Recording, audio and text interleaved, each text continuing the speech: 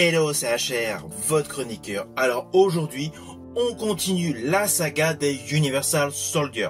Après le premier opus, réalisé par Roland Emmerich, où nous avions comme interprète principal Jean-Claude Van Damme, puis le 2 et le 3, où il fut remplacé par Matt Battaglia, Jean-Claude Van Damme est revenu pour le quatrième opus, Universal Soldier, le combat absolu, alias Universal Soldier, The Return. Alors celui-ci s'inscrit comme quatrième opus de cette saga, mais ne fait aucune référence scénaristique au 2 et au 3.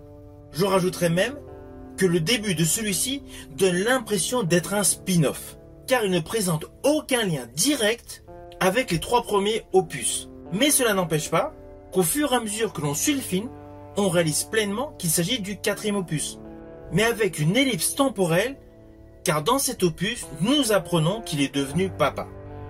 Alors, avant d'aller plus loin, si vous n'êtes pas abonné, pensez à le faire, pensez à la petite cloche pour les notifs, et surtout pensez à me mettre en commentaire tout simplement ce que vous avez pensé de ce film, Universal Soldier, le combat absolu. Et par la même occasion, pensez à mettre en commentaire tout simplement quel est votre opus préféré de cette saga. Let's go!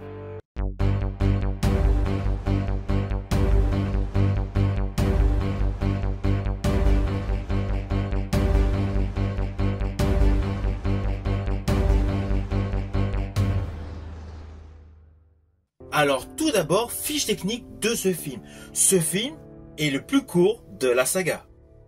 Avec le générique, il dure 1h20. Ce qui laisse largement deviner que le scénario n'est pas extrêmement édulcoré. C'est le bémol de cet opus, réalisé par Mick Rogers, avec en principal interprète Jean-Claude Van Damme, mais un antagoniste qui a eu par la suite une belle carrière en action movie, c'est Michael J. White. Ainsi, cet opus est davantage axé sur de l'action. Oui, c'est un film de science-fiction, mais davantage axé sur l'action, avec l'histoire suivante.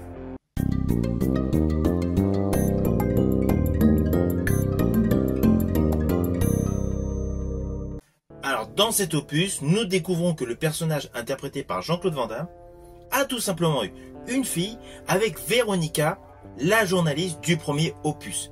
Ce qui est assez logique au vu des 3 précédents films. Il avait fait une pause dans sa vie tout simplement pour vivre avec elle. Celle-ci est malheureusement décédée.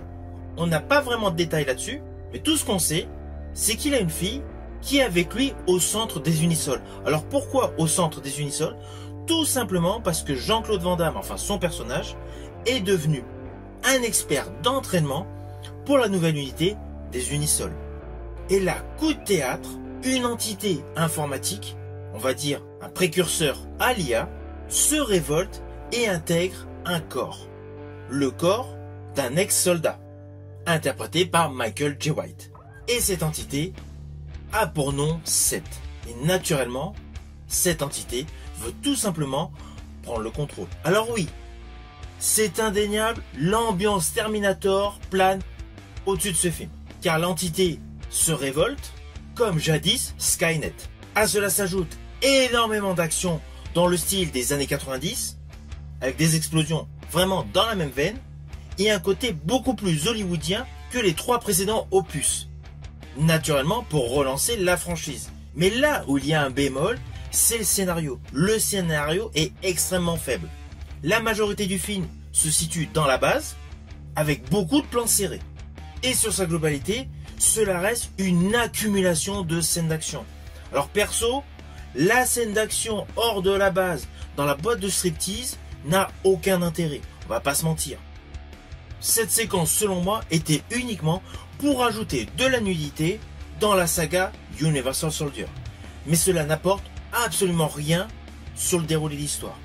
Là où le premier film de Roland Emmerich avait posé des fondements extrêmement intenses, avec un côté très dramatique, la réutilisation de corps de soldats morts au combat, les 2 téléfilms suivants avaient augmenté la charge émotionnelle et la base dramatique du postulat du soldat régénéré, mais là, ce film, Universal Soldier 4, le combat absolu, alias The Return, est tout simplement une accumulation de scènes de combat. Alors oui, Sur le plan physique, Jean-Claude Van Damme est au top dans ce film. Toutes les postures de combat qu'il exerce sont topissimes. On retrouve son coup de pied légendaire et surtout ses acrobaties qui lui confèrent une véritable souplesse. Ainsi, ce film est essentiellement à voir pour les prouesses de combat de Jean-Claude Van Damme. Sinon, l'ensemble de ce film reste selon moi passable. C'est l'opus de la saga que je classerai en dernière position.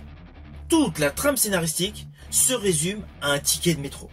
Alors naturellement, cela n'empêche pas, lorsqu'on est fan de cette saga Universal Soldier, c'est un opus à découvrir. Now, one will lead them to destroy mankind. The time of man has ended. Alors perso, j'aurais préféré que le personnage interprété par Michael Jai White ait beaucoup plus de consistance. Son physique est impressionnant, mais son côté vil, son côté avide de pouvoir est sous-exploité. Son personnage n'est pas du tout assez travaillé. Alors le film a beau mettre en exergue Jean-Claude Van Damme, naturellement tous ces petits bémols scénaristiques qui sont in fine une sorte de patchwork, comme l'humour involontaire, le drame familial pas assez développé et surtout le manque de consistance sur certains personnages, a plongé tout simplement ce film vers l'échec au box-office.